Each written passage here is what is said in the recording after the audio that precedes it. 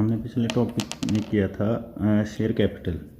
तो share capital के types हमने कर लिए हैं। उसके बाद अब हम देखते हैं कि इसको बैलेंस शीट में कैसे शो करते हैं।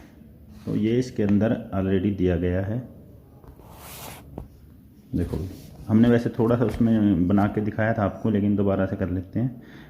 तो बैलेंस शीट आपने ऐसे बनानी है। अब ये वर्टिकल बैलेंस शीट बनती है। सबसे पहले इक्विटीज़ एंड लायबिलिटीज़ लिखी जाती है, एसेट्स बाद में लिखी जाती है। तो इक्विटी एंड लायबिलिटीज़ के अंदर आगे ऑप्शन आता है शेयर होल्डर्स फंड, क्योंकि ये देखो इक्विटी एंड लायबिलिटीज ये पूरे लायबिलिटी साइड के लिए शब्द इस्तेमाल किया गया। इसके अंदर शेयर होल्डर्स फंड देखते हैं हम लोग पहले क्या क्या है।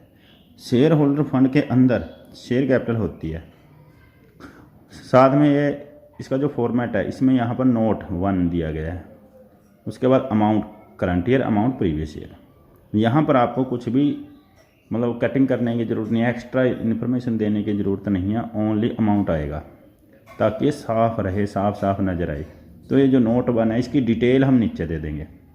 उसके बाद जो रिजर्व एंड सरप्लस हैं उनका टोटल यहाँ आ जाएगा। Money received against share warrants जो भी होते हैं यहाँ आ जाएगा। तो कुल मिला के यहाँ देखने वाली बात यह है कि बैलेंस शीट में लायबिलिटी साइड में जो शेयर होल्डर का फंड है, जो ओनर्स इक्विटी बोलते हैं जिसको हम, उसको में हम शेयर कैपिटल का टोटल, रिजर्व एंड सरप्लस का टोटल, जो भी चीज़ है उसका टोटल दिखाते हैं यहाँ। अगर उसके अंदर डिटेल है, जैसे 10-20 2-4 प्रकार हैं, आगे टाइप्स हैं, तो उसको हम जैसे यहाँ नोट 1 दिया, यहाँ नोट 2 दे देंगे, यहाँ 3 दे देंगे, उसको नीचे नोट्स में देना होता है। जैसे शेयर कैपिटल का यहाँ नोट्स में दिया है, यहाँ तो टोटल अमाउंट है। आगे नोट्स टू अकाउंट्स, ये कोई रफ वर्क नहीं है, अब ऑफिशियल तरीके से ऐड हो गया है। इसके अंदर हम कैसे दिखाएंगे, देखो हमने नोट 1 क्या दिखाया, शेयर कैपिटल। शेयर कैपिटल के अंदर हमारी क्या क्या चीज़ें हमने वो दिखानी है। देखो सबसे पहले अथराइज कैपिटल, जैसे मैंने कल बताया था, कंपनी ने कितने शेयर रजिस्ट्रेशन करवाए, इतने equity share at the rate इतने ईच, यहाँ अमाउंट लिख के, और यहाँ पर हम यहाँ अमाउंट इसलिए लिखते हैं क्योंकि यहाँ पर मतलब एक तरीके से इनिशियल अमाउंट या फिर वैसे अपन जोड़ घटा करते हैं वो कॉलम है, ये मेन है टोटल अमाउंट का। तो यहाँ हमने टोटल कर दिया। यहाँ 2 लाइनें इसलिए लगा दी क्योंकि इसका टोटल आगे फॉरवर्ड नहीं होता, ये तो दिखाने के लिए है बस। इशूड, इसमें से आपने कितने इशू करके, इतने इक्विटी शेयर हैं, इतने प्रेफरेंस शेयर हैं, जो भी हैं। उसके बाद सब्सक्राइब्ड कैपिटल, ये एक्चुअली कैपिटल है आपकी। सब्सक्राइब्ड कैपिटल के अंदर क्या है, subscribed and fully paid up capital, भी इतने इक्विटी शेयर हैं, सारे के पैसे आ गए, इतने प्रेफरेंस है, सबके पैसे आ गए। पर ब्रैकेट में देखते हैं ऑफ द अबव शेयर, इतने share are allotted as per fully paid up contract of paying being received in cash. तो इसके अंदर कुछ ऐसे शेयर भी हैं जो मतलब अलॉट किए गए हैं फुली पेड अप के तौर पे, यानी कि अगर आपने सामान वगैरह खरीदा उसके लिए, तो without being received in cash, तो पेमेंट कैश में नहीं आती, सामान आ जाता है, तो कोई दिक्कत नहीं होती होगी। तो कुल मिला के यहाँ आपने लिखना है subscribed and fully paid up capital, अगर आपकी फुली पेड अप है। अगर फुली पेड अप नहीं है, नोट फुली पेड अप लिख के जितने शेयर है उस पर कितने आ चुके हैं बस वो लिखना है। तो जितना पैसा आपके पास आ चुका है यहाँ वो आएगा, बस ये श्योर रखना है अपने ध्यान। सारा आ गया तो सारा, जितना पैसा आता है उतना ही यहाँ अमाउंट लिखा जाएगा, जो बकाया है वो कहीं नहीं लिखा जाता। कॉल जनरेटर को कहीं नोट में दिखा देते हैं, ठीक है। तो ऐसे शो करते हैं हम। ये नोट्स टू अकाउंट है, ये बैलेंस शीट है। बैलेंस शीट में तो टोटल अमाउंट लिखते हैं, यहाँ कोई डिटेल नहीं, ठीक है। इसके बाद आगे देखो, subscribe but not fully paid up, हो सकता है आपके पास दोनों प्रकार की हों, फुली पेड अप भी हो जो पुरानी कभी इशू किए थे, नए इशू किए हैं वो नॉट फुली पेड अप हो सकते हैं, या सिर्फ वो हो सकता है या सिर्फ ये भी हो सकता है, जैसा भी हो। तो नॉट फुली पेड में कितने, इतने शेयर एट द रेट इतने और इतने रुपये पर शेयर कॉल्ड अप, इसमें हम अलग अलग दिखा रहे हैं। देखो नॉट फुली पेड अप कई कारण होते हैं ना, मैंने कल बताया था आपको। तो पहला कारण है कि यहाँ पर हमने कितना मंगवाया है वो यहाँ अमाउंट लिख देंगे। इसमें से कितना अभी भी कॉल जनरेटर है, यानी कि जो हमने मंगवाया उसमें से भी कुछ ना कुछ लोगों ने नहीं दिया, कितना पैसा आना बाकी है। तो बाय डायरेक्टर से कितना आना बाकी है, अदर लोगों से कितना आना बाकी है वो भी दे देंगे।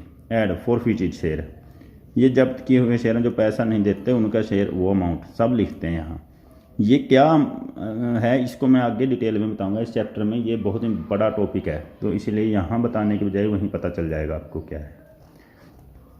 तो ये था हमारा बैलेंस शीट, ऐसे बन जाती है। ज़्यादा इसमें मतलब याद करने वाली बात नहीं है। आगे जब क्वेश्चन करेंगे तो हम प्रैक्टिकल क्वेश्चन करेंगे, आपको याद हो जाएगा, रट्टा लग जाएगा इसका। अब नेक्स्ट आ जाता है एक कैपिटल रिजर्व, क्योंकि अभी हमने इससे पहले की थी रिजर्व कैपिटल। अब हम बात करेंगे कैपिटल रिजर्व की। यह हम आपने पहले रिजर्व का चैप्टर में किया हुआ भी है। इसके अंदर कैपिटल रिजर्व क्या होता है? Are those reserve which are created out of capital profits. मैं वैसे समझा देता हूँ आपको। हम क्या करते हैं, हम साल के दौरान बहुत कमाई करते हैं और वो मालिकों को बांटनी होती है, लेकिन हम अपने इमरजेंसी के लिए, कंपनी की इमरजेंसी के लिए कुछ पैसा अपने पास रख लेते हैं। तो आपके पास पैसा हर वक्त आपके पास होना चाहिए कुछ, उनको हम रिजर्व्स बोलते हैं, जो अनडिस्ट्रीब्यूटेड प्रॉफिट है, यानी कि जो प्रॉफिट अभी बांटा नहीं गया, आपने अपने पास ही रख लिया है ये मालिकों का ही अल्टीमेटली, पर हम उनको दे नहीं रहे हैं, इमरजेंसी के लिए रख लिया है। ये दो प्रकार के हैं, एक होते हैं जनरल रिजर्व, एक होता है कैपिटल रिजर्व। जनरल रिजर्व वो है जो नॉर्मल प्रॉफिट से निकाला गया है, जो आम आप साल के दौरान रूटीन की कमाई करते हो, और कैपिटल प्रॉफिट्स होते हैं जो कैपिटल गेन होते हैं, जो आपके वहाँ उस पैसे को बचा के रख लिया है। जैसे आपने नॉर्मल प्रॉफिट कमाया प्रॉफिट एंड लॉस से, वो तो है आपका जनरल रिजर्व बनेगा अगर उसको बचाते हो। लेकिन मान लो आपने कोई एसेट थी वो बेचने लग गया, उस पर प्रॉफिट हो गया, तो ये तो कभी कभी होने वाला प्रॉफिट है, इसलिए इसको हम बोलते हैं कैपिटल, मतलब वो कैपिटल प्रॉफिट। तो कैपिटल प्रॉफिट का अगर कोई भाग मालिकों को दे दिया तो बड़ी अच्छी बात है, तो भी मालिकों का ही। बट अगर आपने अपने पास रख लिया तो उसको हम जनरल रिजर्व नहीं बोलते, कैपिटल रिजर्व ही बोलते हैं। इनको अलग अलग ही रखा जाता है। ऐसा क्यों है? क्योंकि इनका इस्तेमाल वैसे ही किया जाता है, जो आम नॉर्मल प्रॉफिट है उनको नॉर्मल लॉस पूरा करने के लिए इस्तेमाल किया जाता है, और जो कैपिटल प्रॉफिट है उनको कैपिटल लॉस पूरा करने के लिए। आज आपको अगर किसी चीज़ को बेचकर फ़ायदा हो गया, जैसे एसेट बिकी है, कोई और चीज़ों से फ़ायदा हो गया, तो उसको हम बचा कर रख लेते हैं। कभी घाटा होगा, ऐसा ही कैपिटल लॉस आएगी तो उसको पूरा कर लेंगे। तो ये होता है भाई। तो कुल मिला के कैपिटल रिजर्व कहाँ से बनाया जाता है? कैपिटल प्रॉफिट से। और कैपिटल प्रॉफिट कौन कौन से होते हैं? ये होते हैं capital profit on sale of fix asset. अगर आप कोई फिक्स एसेट बेच रहे हो उससे आपको प्रॉफिट हो जाता है, ये कैपिटल प्रॉफिट है, क्योंकि ये आपका रूटीन का प्रॉफिट नहीं है, आपका बिजनेस एसेट बेचने का नहीं है, ये तो तुक्का लग गया। अगला है profit on revaluation of fix asset. बेचने के टाइम भी हो सकता है, लेकिन रीवैल्यूएशन कई बार, जैसे मान लो आज आपने 10 लाख के किला ज़मीन खरीद ली और आपके बिजनेस में है, कुछ सालों बाद आपका वो 10 लाख का ही दिखा रखा है आपने, तो देखो क्योंकि कॉस्ट पे हम दिखाते हैं, इतने का ही हमने खरीदा था, परंतु आज उसकी कीमत 30 लाख हो गई। तो अगर आप उसको 30 लाख करते हो रिवैल्यूएट करके, तो जो आपको 20 लाख का फ़ायदा हुआ, ये भी कैपिटल प्रॉफिट है। Premium on issue of share and debenture, जो शेयर और डिबेंचर इशू करते हैं, जिसका अपना चैप्टर है। देखो भी जो आम कंपनियां वो तो 100 रुपये का शेयर 100 में दे देगी आपको, पर जो बड़ी कंपनी है जिनको पता है तुम्हारे तो ना शेयर हाथों हाथ बिकते हैं, तो वो क्या करते हैं? प्रीमियम पर बेचते हैं। यानी कि वो कहते हैं हम 100 वाला शेयर आपको 150 में देंगे। तो जो ऊपरले 50 रुपये लिए हैं, ये इसको प्रीमियम बोलते हैं, और लोग खरीद भी लेते हैं क्योंकि कंपनियों का नाम ज़्यादा है, रुतबा ज़्यादा है। तो वो जो ऊपरले 50 है वो आपका कैपिटल गेन ही है, कैपिटल प्रॉफिट, उसको कैपिटल रिजर्व में ही डालते हैं। Profit on redemption of debenture. देखो यहाँ इशू में तो दोनों नाम है, रिडेम्पशन में कल्ला डिबेंचर, क्योंकि शेयर एक बार इशू हो गए फिर लाइफ टाइम रहते हैं, डिबेंचर होते हैं लोन जैसा काम। तो जब ये हमने ले लिए, तो जब भी अगर हमने कोई प्रीमियम लिया है वो भी, और अगर आपने जब इसके पैसे वापस करने, क्योंकि डिबेंचर फिक्स टाइम के होते हैं, 10 साल 5 साल 20 साल जो भी है, तो वो फिक्स टाइम के लिए होते हैं। तो इनका रिडम्पशन का मतलब पैसे वापस करना, मोड़ना, ठीक है ना, तो कर्ज उतारना। तो जब हम रिडेम्पशन करेंगे हो सकता है हमें उस टाइम कोई प्रॉफिट हो जाए, क्या होते हैं आगे डिस्कस करेंगे, लेकिन अगर कोई प्रॉफिट होता है वो भी आपका कभी कभी वाला ही है। Profit earned by company prior to incorporation. जब कंपनी का हम शुरुआत करते हैं तो इनकॉर्पोरेशन कराया जाता है, कागजी कार्रवाई लंबी होती है, इस दौरान हमारी फैक्ट्री चल रही होती है।